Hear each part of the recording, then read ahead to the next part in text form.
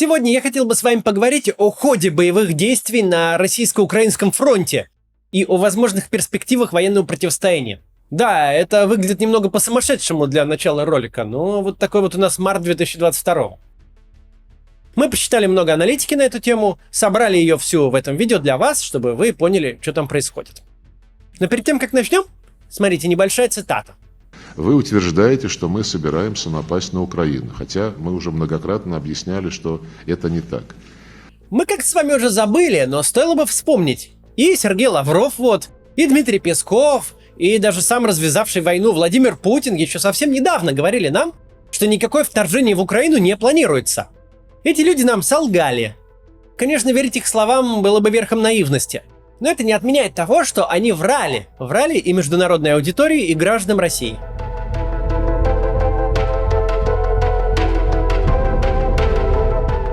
Когда мы с вами на нашем канале обсуждали возможность, перспективу войны в Украине, то мы говорили, что война против Украины не слишком вероятна. Мы тогда ориентировались, разумеется, не на слова российских официальных лиц, а на рациональные доводы и аргументы. Мы называли ряд причин, почему на территории Украины не получится ни легкой прогулки, ни блестящего блицкрига. Мы по пунктам объясняли, почему нападение на Украину — это безумие. Конечно, мы говорили и о главном доводе за войну, который состоял в логике шантажа, но это можно пересмотреть наши довоенные видео, не будем в это глубоко углубляться.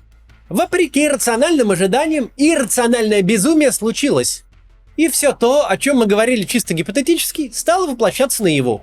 Буквально по пунктам. Пункт первый. Мы говорили о том, что вооруженные силы Украины образца 2014 года принципиально отличаются от украинской армии в 2022. Мы говорили о том, что украинская армия современная не растеряется, не разбежится, не впадет в ступор, а окажет все возможное сопротивление и нанесет российским войскам болезненный урон. Так и случилось. Да, украинские вооруженные силы имеют ряд недостатков, особенно в боевой авиации и средствах ПВО. Однако это большая, высокомотивированная, регулярная армия, которая после 2014 года обладает новой идеологической базой и реальным боевым опытом, а также современным вооружением. Для российского руководства было огромной ошибкой недооценивать армию Украины. Надо сказать, что шапка закидательства и недооценка своего противника – это давняя и хроническая проблема нашей страны. У Николая II была маленькая победоносная война против Японии, генерал Павел Грачев убедил Ельцина, что, цитирую, «все вопросы в Чечне можно решить силами одного парашютно-десантного полка за 2 часа». Таких примеров множество, от Крымской войны 19 века до Зимней войны с Финляндией. История почему-то нас ничему не учит. Так что вот опять. Пункт второй. Мы говорили о том, что Украина — это очень урбанизированная страна. Каждый город Украины может оказаться подобием, если не Сталинграда, то Грозного. Мы говорили о том, что плотная городская застройка дает огромный бонус обороняющейся стране, что она нивелирует техническое и количественное преимущество нападающих.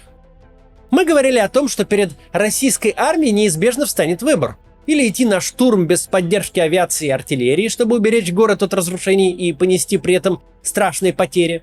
Или можно поступить иначе, по-варварски.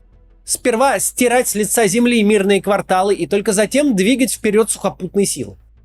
Сейчас складывается впечатление, что российские войска пытаются усидеть на 2 стульях. Не действовать уж совсем как вермахт, но и не считаться с локальными разрушениями и жертвами среди мирного населения отдельных частей городов. На момент записи видео такая тактика ощутимых успехов российской армии не принесла. Захватить удалось из крупных городов, относительно крупных городов, только Херсон. Да и там постоянно проходят митинги. При этом очень странно слышать обвинения в адрес украинской армии, мол, она прикрывается гражданскими людьми в городской застройке. Вот те, кто об этом говорит, они вообще каких именно действий ждут от вооруженных сил Украины? Почему украинские войска должны выйти в чистое поле, где у нападающей страны окажутся полностью развязаны руки в применении авиации, артиллерии и тактических ракетных комплексов? К тому же, сейчас важная задача российских войск — это взятие крупных городов, а украинские вооруженные силы пытаются им помешать, используя все доступные им возможности для успешной обороны. Обвинять их в том, что они защищают свою страну какими-то неправильными способами, нелепо. Если бы на них не напали, им бы не пришлось этого делать. Виноват тот, кто напал, а не тот, кто защищается. Третий пункт. Мы говорили, что российскую армию встречать с цветами, хлебом и солью никто не будет. не будет подобия освобождения Праги в мае 45-го. В лучшем случае российские колонны встретят такой же прием, какой был оказан советской армией в той же Праге в августе 68-го. В других случаях их ждет и вовсе партизанская война. И мы говорили о том, что российский солдат к такой войне попросту не готов. А российского солдата, и это, к счастью, именно так, все-таки не готовили как бойца вермахта. Поэтому сопротивление со стороны местных жителей неизбежно вызовет в нем растерянность и деморализацию. Перед ним окажутся такие же люди, как и он сам, такие же, как его родители, знакомые, друзья, одноклассники. Они говорят по-русски, к тому же многие из них русские по национальности, но они настроены резко против незваных освободителей. Мы говорили об этом, и так и случилось.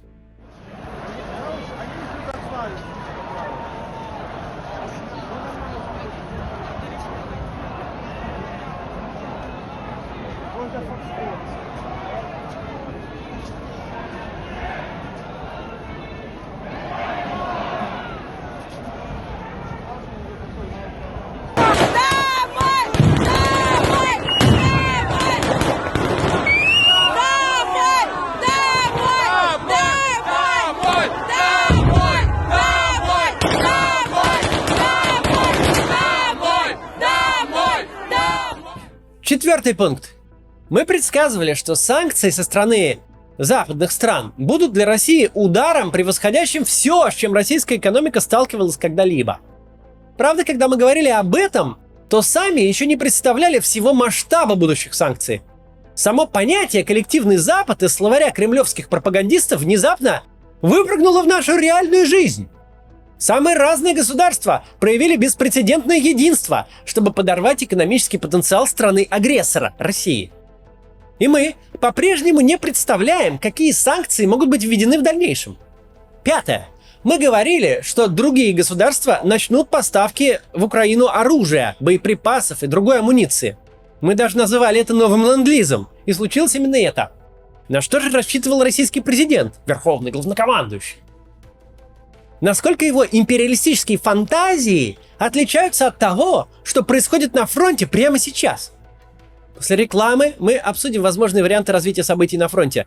Не перематывайте, реклама важна для существования нашего канала, и мы вставляем ее даже в такие ролики. Еще 2 недели назад YouTube, Twitter, Facebook и Instagram казались чем-то совсем привычным, тем, что будет всегда. Но последние блокировки показали, что это не так.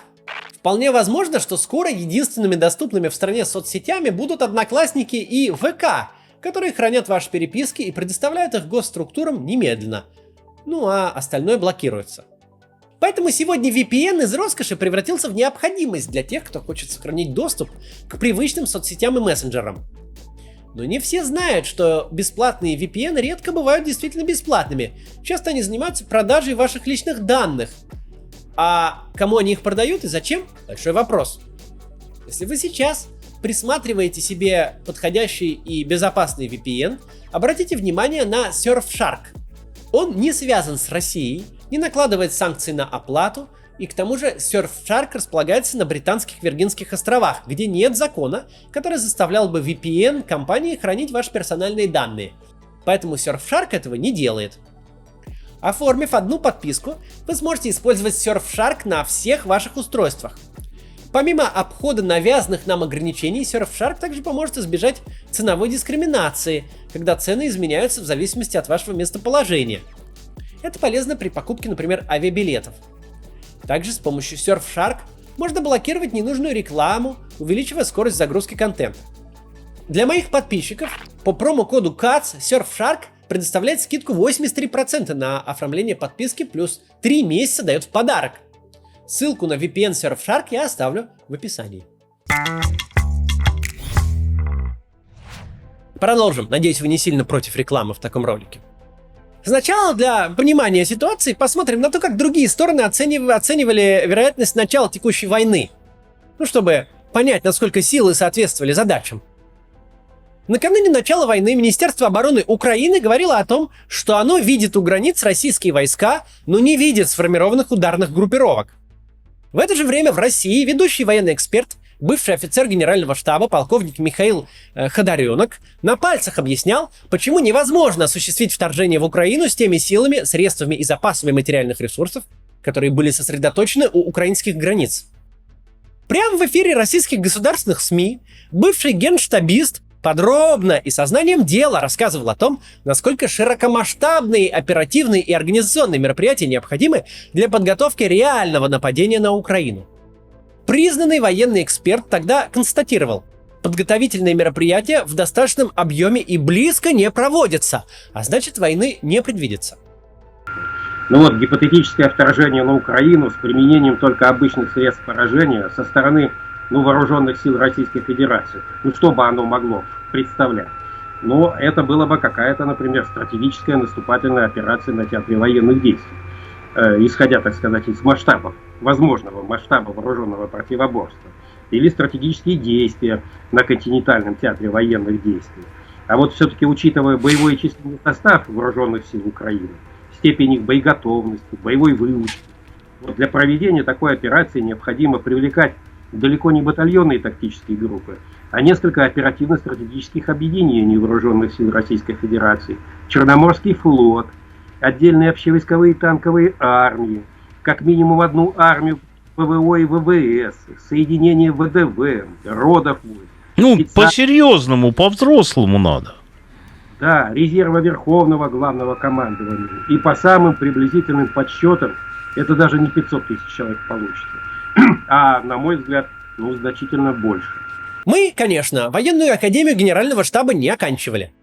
Но и нам было очевидно, что невозможно вести успешную войну силами примерно 150 тысяч солдат и офицеров против 40-миллионного государства, которое является вторым по площади в Европе после самой России. На 22 февраля 2022 года вооруженные силы Украины составляли около 260 тысяч военнослужащих. Вести против них полномасштабную наступательную войну меньшими силами – это просто нонсенс. Он противоречит просто базам совершенно военной науки, которые не надо изучать в Академии Генштаба. Это можно любую просто книжку открыть, любую статью загуглить. Все вообще-то должно быть ровно наоборот. У наступающей страны должен быть численный перевес. Причем на острие ударов перевес должен быть многократным.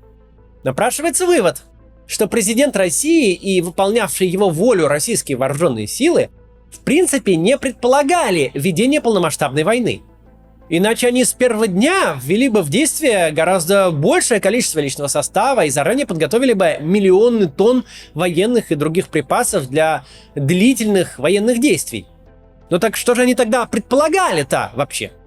Возможно, их расчет был на то, что одним массированным ракетным ударом по складам, аэродромам и средствам ПВО и командным пунктам буквально за считанные часы удастся подорвать весь оборонный потенциал и моральный дух вооруженных сил Украины. А дальше, после начала наступления российских танков, регулярная армия Украины просто разойдется по домам или побежит сдаваться в плен, где ее накормят и согреют братской любовью. Именно к этому, кстати, Путин призывал в своем первом обращении. Он призывал капитулировать вооруженные силы Украины и вернуться к семьям. Сопротивление, видимо, думали там, окажут лишь отдельные подразделения неких идейных нацистов. Но чтобы справиться с ними, 150 тысяч российских солдат при поддержке авиации будет более чем достаточно. Возможно, что вся специальная операция, начатая на утро после Дня защитника Отечества, должна была быть закончена, по мнению Путина, как раз ко дню специальных операций. Он отмечается 27 февраля. Этот праздник учрежден Путиным в 2015 году. Причем он учрежден в честь событий в Крыму в 2014 году, когда полуостров действительно удалось взять без боя при полной растерянности и несопротивлении местных частей вооруженных сил Украины. Вот то действительно получилась специальная военная операция, а не война. Но сейчас никакой специальной операции не вышло. Получилась большая война. А все эти непонятные прожекты о том, что Зеленский должен куда-то сбежать и передать власть Януковичу, сейчас звучат просто как какой-то политический анекдот. Похоже, ожидалось, что политическое руководство Украины, увидев вторжение, посчитает, что сражаться с российской армией невозможно и капитулирует. Или вообще сбежит. Но ничего из этого не произошло. Украинцы все остались на своих местах, воюют отважно и эффективно.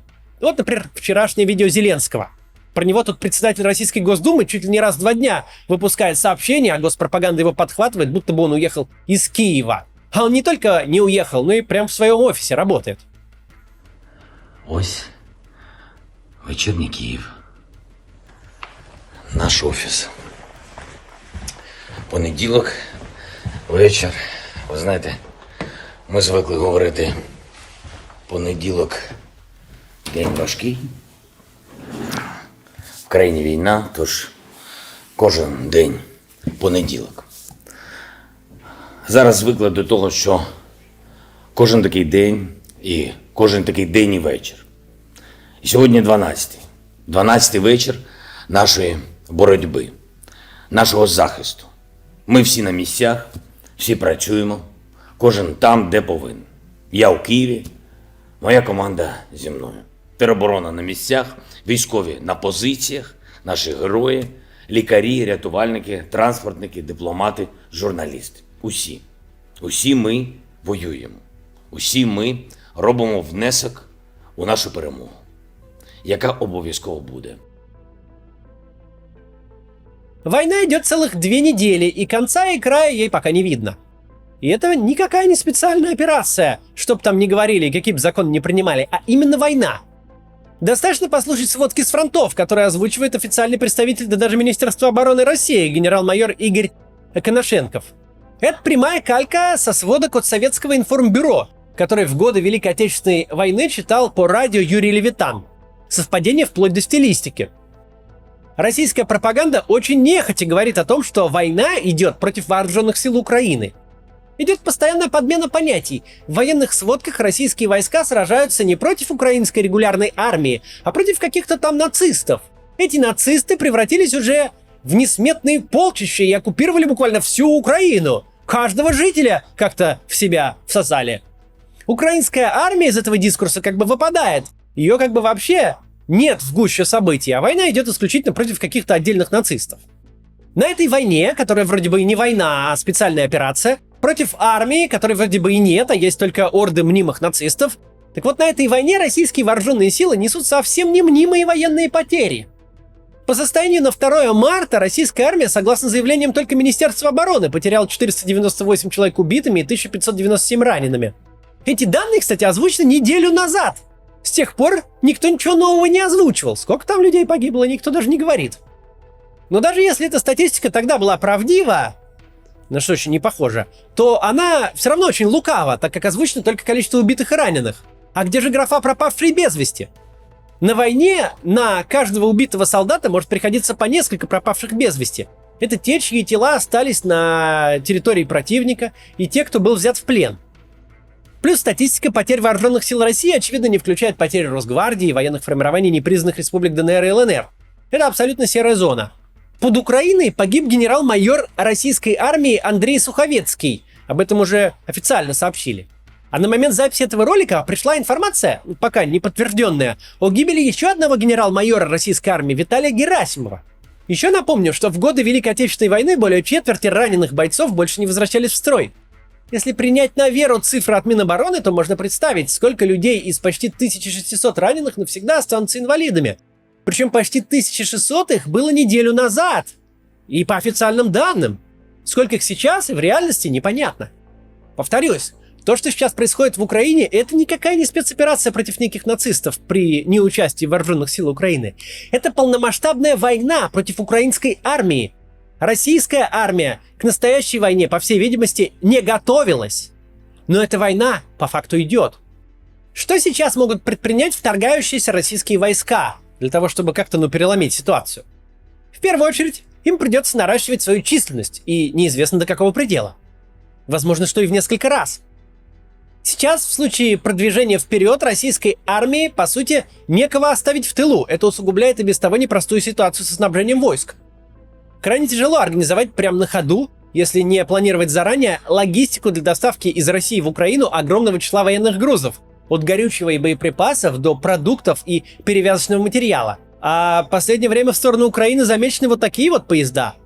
Между прочим, еще в годы Второй мировой войны каждая дивизия потребляла сотни тонн ресурсов в сутки. И особенно тяжело организовывать снабжение, если колонны фур и бензовозов движутся по недостаточно охраняемой территории. Они становятся легкой добычей для противника, который может пропустить мимо себя танки, но организовать засаду на колонну снабжения. Тогда танкам, ушедшим вперед, просто не на чем будет ехать и не чем стрелять. Усилить малочисленные российские группировки, которые еще и размазаны по нескольким фронтам, и организовать их обеспечение — это две главные задачи, которые как-то будет пробовать решать наступающая, вторгающаяся российская армия, если она хочет эту безумную войну зачем-то продолжать. Другой насущной оперативной задачей, которая, казалось бы, очевидна, но, видимо, стала полной неожиданностью для Кремля, является разгром вооруженных сил Украины. Разгром не каких-то отдельных идейных бендеровцев, нацистов и наркоманов, существующих в фантазиях главнокомандующего, а регулярной армии 40-миллионного государства, большой, хорошо вооруженной регулярной армии. Сейчас, глядя на карту, стремление отрезать от Украины Азовское море и сделать его, по крайней мере, на время конфликта как бы внутренним российским водоемом, прям наблюдается. Сходящиеся удары идут со стороны Крыма и непризнанной Донецкой Народной Республики. Но завершить задуманное не дает упорная оборона Мариуполя. Мариуполь — это крупный портовый город, захват которого, возможно, позволит наладить новую линию снабжения российских войск через Азовское море. Жителям этого города сейчас не позавидуешь. Их дома оказались прямо на линии фронта, в клещах между двумя сходящимися ударами. Эти люди еще недавно жили в довольно успешном русском городе Украины. Они не просились в состав ДНР, находившийся от них буквально в одном часе ходьбы пешком.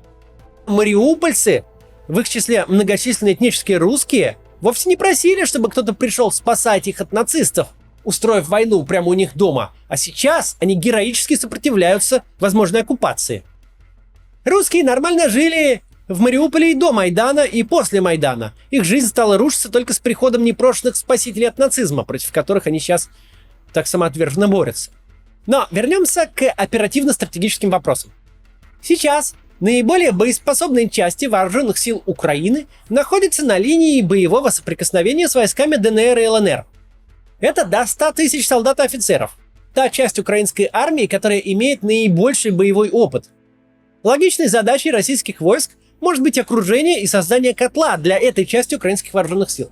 Для этого требуется нанесение двух сходящихся ударов с севера и с юга, чтобы группировка украинской армии на Донбассе оказалась в мешке. Задача логичная, но непростая.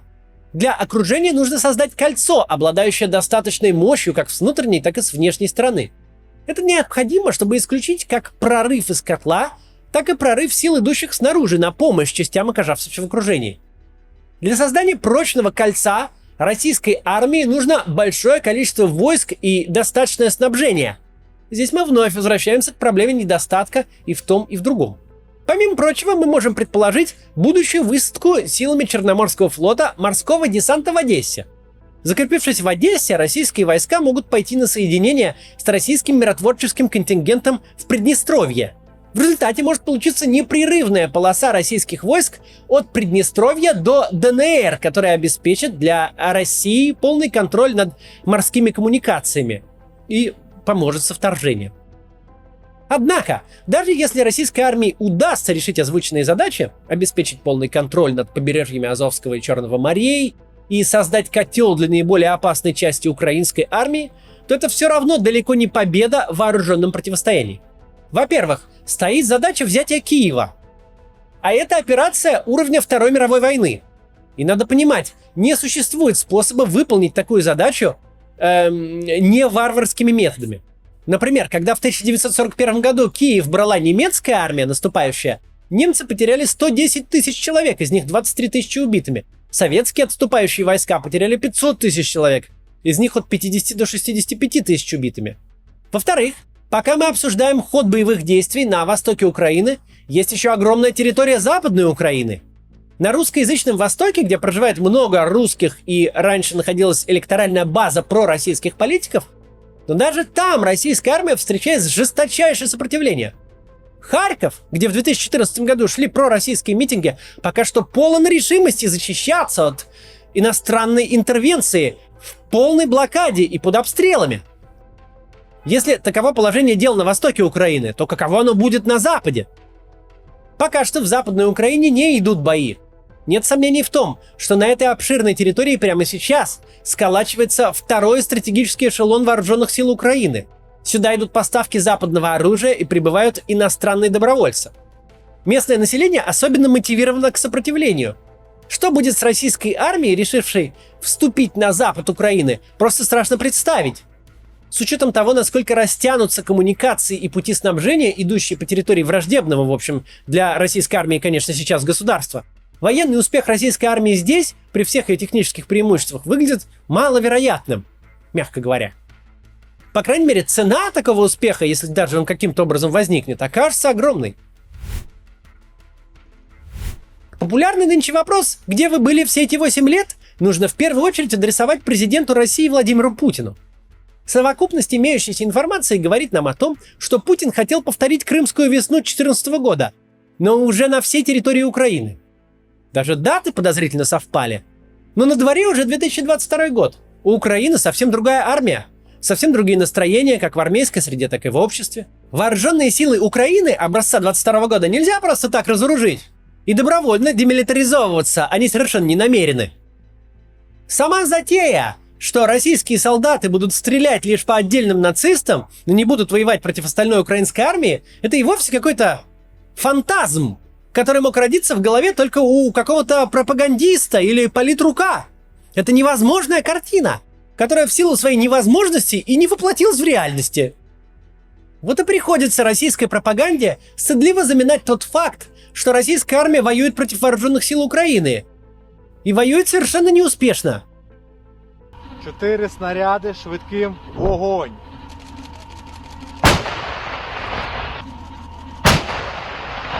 Уменьши прицел, уменьши. Есть! А еще приходится записывать в нацисты вообще всех, кто оказывает сопротивление войскам России. А также приходится утаивать тяжелые потери на фронте, ознакомиться с которыми может любой, зайдя в профильные украинские телеграм-каналы. Мы не можем предугадать, что будет дальше. Но пока все выглядит так, что эта война приобретает затяжной характер. Она потребует дополнительных сил и средств, потому что тех войск, которых достаточно для парада по шоссе до Киева, а затем по Крещатику, недостаточно для реальных боевых действий против большого иностранного государства на его территории. То, что, может быть, изначально замысливалось как специальная операция, теперь требует больших фронтовых операций, стратегических наступлений, сходящихся и рассекающихся ударов, окружений, вероятно, высадки десантов. Подобного не было на украинской земле со времен Великой Отечественной войны. Только сейчас это Отечественная война Украины против вторгающейся российской армии. Украинский народ сейчас сплотился вокруг своего президента. Это относится и к тем, кто 8 лет назад митинговал против Майдана. Их не надо было спасать от майданной власти. Они уже давно сами себя спасли, избрав Владимира Зеленского. Российская пропаганда вообще-то упускает из виду, что Зеленский и его партия не пришли к власти на Майдане. А как раз наоборот, они разгромили на выборах тех, кто до этого победил благодаря Майдану. Даже в рамках антимайданной парадигмы, в которой существует российская пропаганда, вся эта спецоперация не имеет никакого смысла. Каждый день войны играет против России. Да, совокупный военно-экономический потенциал у России больше украинского. Но совершенно не ясно, поможет ли это каким-то образом изменить исход вооруженной борьбы сегодня. Если вы не смотрели мои предыдущие видео, то посмотрите. Мы там говорим о том, что пока что невозможно представить себе ничего такого, что можно было бы назвать победой России в этой войне. Даже в случае крайне маловероятного теперь военного успеха нет никакой картины послевоенного устройства, которое отвечало бы реальным и даже придуманным пропагандой национальным интересам России. Оккупация Украины, попытки установить там другую власть и затем удержать ее на штыках, такая победа обойдется России гораздо дороже, чем если она просто развернет назад свои войска и выведет их из чужой страны, в которую их никто не звал. Но объективно говоря, сейчас ситуация, похоже, складывается так, что Россия проиграла эту войну и в военном плане тоже. И каждый следующий день этой бессмысленной войны уносит жизни мирных жителей, уносит жизни украинских солдат и уносит жизни российских солдат совершенно бесцельно. Чем быстрее Россия выведет свои войска из Украины, чем быстрее отдаст под суд военных преступников, развязавших войну, и чем быстрее начнет выплачивать Украине репарации, тем скорее мы вылезем из той ямы, в которую залезли. Вот так. В конце ролика снова вакансия. Теперь мы ищем монтажера.